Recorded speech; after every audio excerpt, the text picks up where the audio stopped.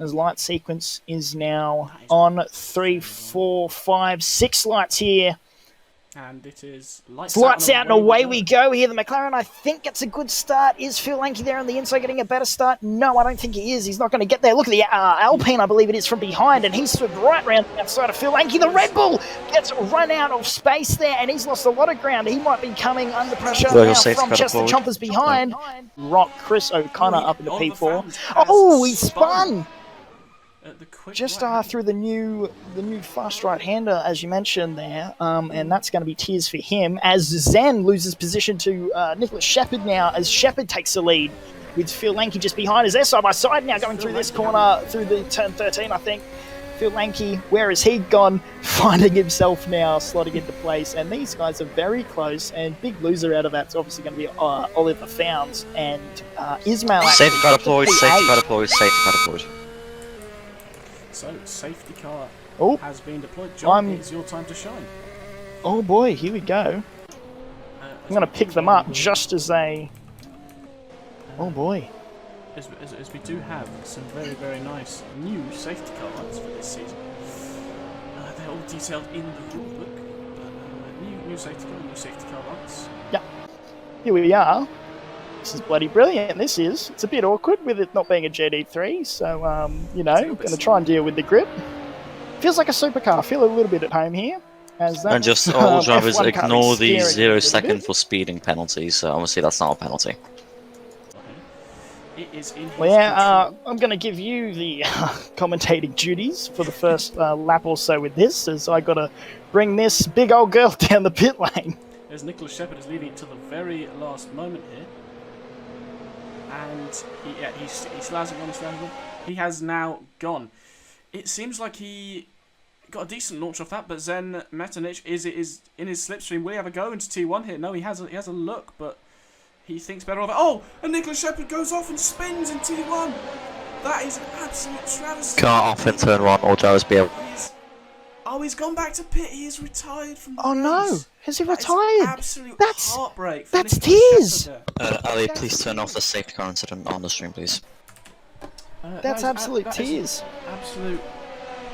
That's heartbreak for Nicholas Shepherd. They're leading the race on the soft compound tyre. Thought he would have got a good launch of that, but just outbroke himself into turn 1, which now leaves Zen Metanich to inherit the lead. We'll go on board with him now. Got a decent gap. He's got Chris O'Connor behind him now, actually, and he's been a massive gainer from P5 to P2. Phil Lanky, he's fallen back. Where's he gone? James Turner's found himself up, as I think someone else... Oh, no, that's just updated for Nicholas Shepherd. Oh, got a heart attack. As we, an action-packed first couple of laps here. Dudunazu, Mr. Famous Dudunazu behind him, giving him a bit of a hard time, so see what happens if Dudunazu can get any closer, as he's 3 tenths behind. So if he get a good run out of this fast left-right chicane, he could be all over and under that rear wing. As he might go here. He puts a nose in. He does go up the inside, but they've got a horrible run that's going to cost them heaps of time as they come down into this tight right-hander, as I'm trying to gather my words up, and he has gone down the inside. Oh, they're side by side. No, they're side by side still. Still side by side. This is going to be awkward. I think it's going to be the Mercedes who's going to be able to edge him out. No, but now the McLaren gets the inside, and the McLaren does have the inside, and he's ahead in the braking zone, and he does clear him, I think, and that should be job done. But here comes the Haas into the fray, as he's going to get a great run out of here, I think. Chester Chompers, he's loving the look of this, and he's got the DRS, so does the Mercedes, as they might go 3 wide into this corner.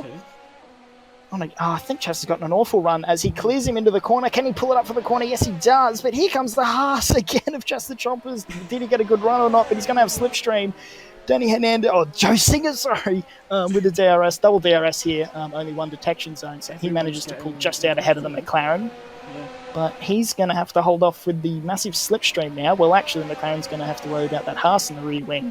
In the rear mirror, as he goes a little bit wide there, as I mentioned that.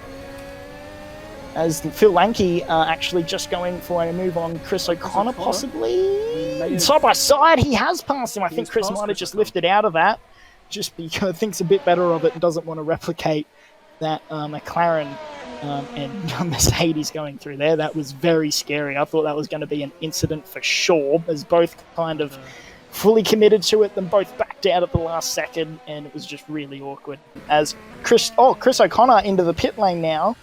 He is the first one of the takers to pit for medium tyres, as I think it was the right time for him, because James Turner actually was really pulling on him, so I think Chris might have damage or something, or maybe just not as quick as the likes of James Turner and Phil Lanky, but he's always very aggressive on the strategy, so maybe he getting ahead of everybody here, jumping onto the hard tyres, so going to be difficult to the end, but he's, he always kind of does this kind of thing, pits a bit earlier than everybody else with the hard tyres, so he's quite used to having to nurse the tyres, kind of his day job really, nursing these tyres, as he comes out in P9, so he won't go any further down than that as Iggy comes into the pits, and you can repair suspension damage now, so Iggy should be able to get back out there, but at what cost, as he is going to have lost a lot of time. It's just a Chomper down the inside, I think, and clears him. Up into P4, Chester now, so he was there in Q1, then fell off for the final qualifying session and just couldn't find a lap, but he seems to have found some pace in the race here, going up into P4, obviously all lower pit stop to Chris O'Connor, but still quite impressive that he's managed to find his way up here, and both Mercedes boys as well, so that's a bit of a shame there. Pretty nice driving from these two so far. I don't know why Tim pit. Oh, whoa! What was that? Is that Tim van Rijswijk? Oh, he's upside down. That's an error. We're down! Oh my god! He's back to pits. No, Tim. In the points. Jaden Evolution. He's in the points. Tim's not anymore. It's Jaden. Jaden's in the points. Champion. See, Jaden's a champion. I said he's a champion. But oh my god, that was almighty. He made Carlos Sainz look like a kid in a sandbox with that incident. Oh my god. Upside down, on his head. Thank god for the halo. But he'd have to get the plastic bucket out, I think. And just Tim's not dead, we've heard from the medical centre. So, in pit, he's still having... That was massive. That was huge. Go side by side. These two, inseparable really, as they you're overtaking in unconventional spaces as well through turn 3 and 4. It's a bit awkward through there. You don't normally see anything unless it's lap 1 or a safety car restart. So the fact that Chester's gotten through there is quite amazing, but Kenjo Singh is now hold on to the back of him as he's going to have the slipstream all the way down this snaking river of corners alongside the lake. Beautiful lake with the palm trees and everything, but he hasn't really closed in on him much there, as he only gets down to 6/10, as that is a Red Bull Co. Chris O'Connor! He must have had an accident. Does he have no suspension damage, but does he have wing damage? We'll see how he goes through the next couple of corners. Yeah, he seems to have carried a fair bit of speed. What is going on? These two are inseparable, as you can't really separate the Mercedes and the Haas, as they go on tit for tat here. But here comes the Red Bull, Chris O'Connor, who was on for a podium, and that's absolute tears for him. So the man with a broken toe, provided his teammate pits, he's going to be on for a podium here. But Ismail as well, who also needs the oil pit stop. So Chester Chompers possibly. This is a really kind of... Oh, there's the Red Bull goes wide again. Oh, what are you doing, Chris, mate? Pull your head in. Come on, mate.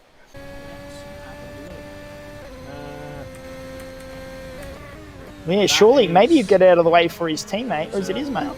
That's Ismail. What's Ismail?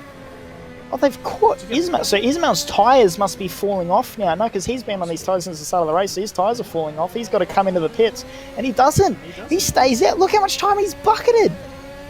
He was in the distance, we could barely see him, and now look, he's right there as Chester Chompers gets on the back of him. He still has a pit stop, but Chester doesn't, and Chester's going to try, and as they go 3 wide quite briefly there, that's really awkward. And Chester Chompers around the outside, beautiful switchback from him as he gets through. Mercedes going to try and capitalise on that opportunity as he goes to the outside. As I said, there's not a lot of grip around out here as he goes around the outside, and he does lose the rear end, as I said, no grip out there, in the way of the McLaren! No, that's both McLarens that he's collected there.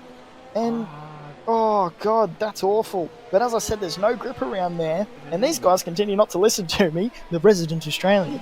And, as I said, no grip, looped it into the way of both McLarens, which are ironically leading and coming last of the running cars, which is a bit awkward. I don't think he got in Zen's way too much, as he's only lost about a second to Phil Lanky, so... Zen getting quite lucky with that. It was his teammate that kind of barged out the spinning. Oh no, yeah, the spinning Mercedes. Sorry, towards the end of this race. But on for P5 at the moment with a 9-second gap behind him to Ali Bigiani.